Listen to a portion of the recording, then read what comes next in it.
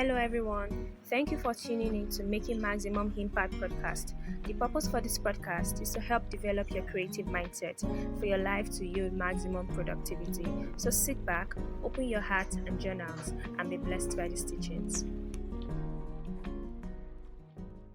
Today we'll be continuing from our teaching, What Must I Be to Make Maximum Impact? And we'll be looking at you being courageous if you need to make maximum impact. And no wonder God was restating it to Joshua in the book of Joshua 1:6-7, the need for him to be strong and be of courage if he's going to become prosperous wherever he goes. And he's also to follow the instruction that Moses have left behind. And this is another instruction that is coming your way, that you need to be courageous if you are to break out from every challenge that you find yourself. This is why you need to be courageous, because one thing is so constant in this life, one thing is so sure, that in every phase of your life you will come in contact with one issue or the other, one problem or one situation that will weigh you down, that will try to bring you down. And this is why you must be a man or a woman of courage, so that it will help you to overcome those difficulties and situations and those dangers that will come your way, those dangers, those things that have caused you pain and make you to cry and make you afraid. And this is why you need courage to overcome them, because in every area of your human endeavor, you will always face those challenges. Those challenges will come to you. And I want you to point out here that you need to understand that it is not unscriptural for you to be challenged, but it is unscriptural for you to be defeated by that challenge. So you must prepare your mind that you are going to be faced with challenge, but you must know that that challenge is not permitted to overcome you. You are bound to overcome that challenge. Remember the scripture himself speaking in Isaiah 43 verse 1, 2, and 3, that God told them that when you pass through that fire, it will not burn you. When you pass through the water, it will not swallow you. Why did the Bible use the word when? Because you will definitely pass through it. If not, it would have used the word if. So we would have known its probability. But he said when. In other words, you are to pass through what? That challenge. You are to pass through that trying period. You are to pass through that trial, that difficult season. You are to pass through that dry season. But the good thing is that dry season is not permitted to be your hand. It's not permitted to be the reason why your back must be on the ground, because God has placed inside of you all you need, the boldness, the tenacity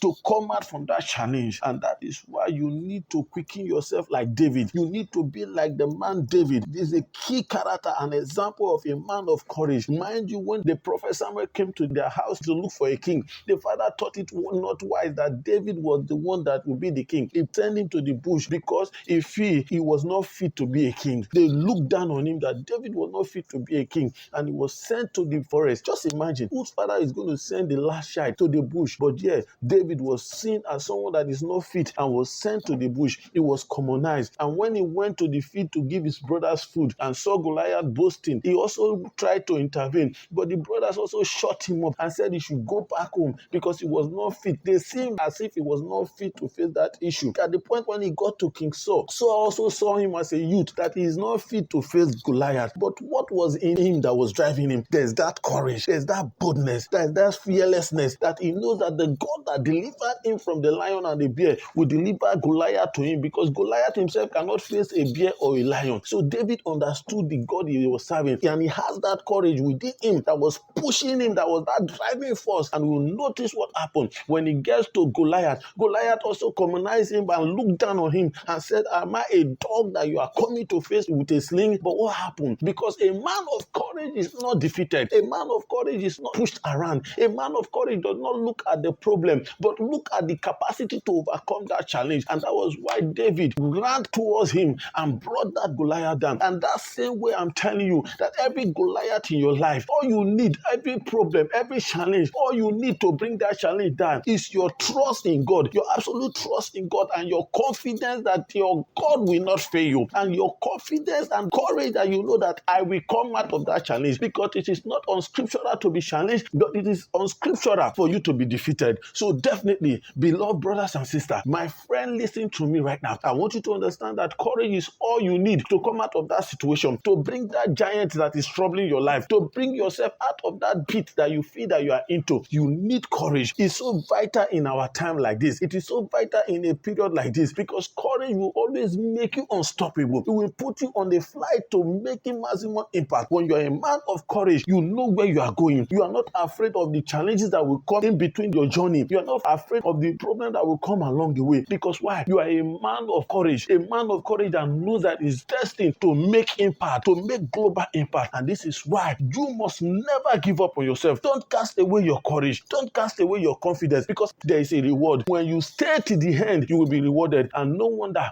David was rewarded as a king, because he was able to bring down the giant with